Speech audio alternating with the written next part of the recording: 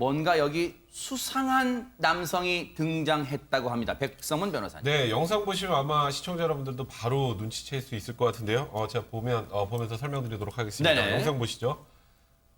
지난달 23일 창원시의 은행의 모습인데요. 어허. 보통 은행 오면은 보통 저 뭐 돈을 뽑든지 번호표를 아니면 대출을 뽑든지. 받을 번호표를 그렇죠. 뽑든지 뭔가 하죠. 저 남성 아무것도 안 해요. 문 옆에서 가만히 이제 누군가를 기다리는데요. 어허. 지금 보는 영상 이제 빨리 감기를 한 건데요. 네. 1시간 정도 이상 저 곳에 있었다고 하는데 사람들이 여러 번 오가고 있는데 저 남성 가만히 저곳에 서 있습니다. 진짜 계속 서 있네요, 저기. 네, 그리고 1시간이 넘도록 이 자리를 지키다가 지금 할머니 한 분이 나가시자 네. 바로 같이 따라 나가죠. 어? 그리고 달려갑니다. 어허. 네, 보시면 자, 그 후에 어떻게 됐을까요? 자, 저렇게 갑자기 달려가네요. 혹시 그러면 앞서가던 혹시 할머니께 여성분께 뭔가 봉변이 일어난 건가요? 어떻습니까? 김유진 아나운서. 그렇죠. 뭔가 좀 추측이 되는 상황이죠. 네. 이제 할머니를 따라 나간 이 30대 남성이요. 알고 보니까 아까 영상에서도 보셨지만 은행 출금기 옆에서 1시간 동안 이 범행 대상을 물색하고 서서 세상에. 기다리고 있었대요. 그러다가 한 70대 할머니가 100만 원이 넘는 돈을 찾아서 가방에 넣고 나가시니까 이걸 보고 쫓아서 나가서 할머니에게 달려들어서 아하. 가방을 빼앗아서 달아나게 됐던 건데요. 네. 이 당시 상황이 담긴 영상이 준비되어 있습니다. 함께 보면서 설명해 드리겠습니다. 네.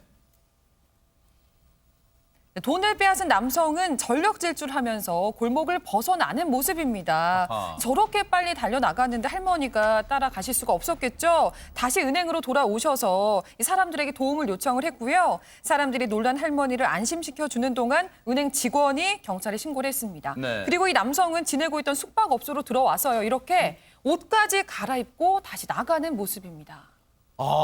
저런 끔찍한 범죄를 저지르고 경악스러운 범죄를 저지르고 숙박업소에 들어와서 옷을 갈아입어서 왜 옷을 갈아입었을까요, 김복준 의원님? 뭐 자기 딴에는 일단 숙박업소에 도착하는 순간 자신의 범행은 일단 성공한 걸로 보인 거고요.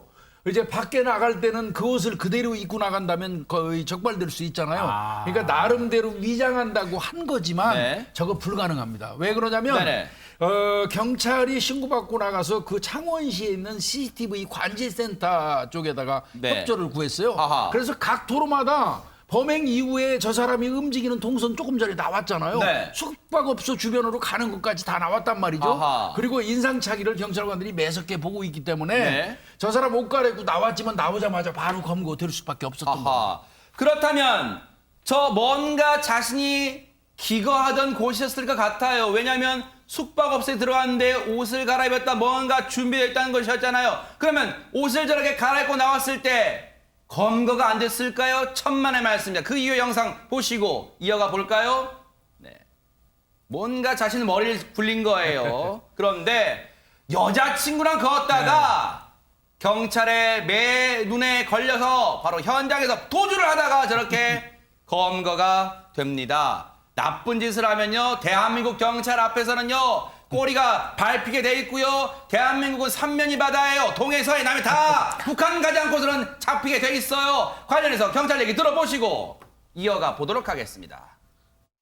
자기 그 여자친구가 그 병원에 가서 수술을 했는데 그 수술비가 필요했던 거예요. 자기 수중에는 돈이 한 푼도 없다 보니까 전전긍긍하다가 결국은 범행을 계획하게 되는 겁니다. 아무래도 젊은 사람들은 대항을 하니까 빼들기가 힘들겠고 나이가 많고 하면은 그 사람들이 방어 능력이 떨어지기 때문에 할머니가 당황을 해가지고 그 자기가 스스로 신고를 하지 못하고 은행원이 그 사실을 전해 듣고 112로 신고를 했습니다. 저희들이 구속영장이 발부됐고 검찰에 송치한 단계에 있습니다.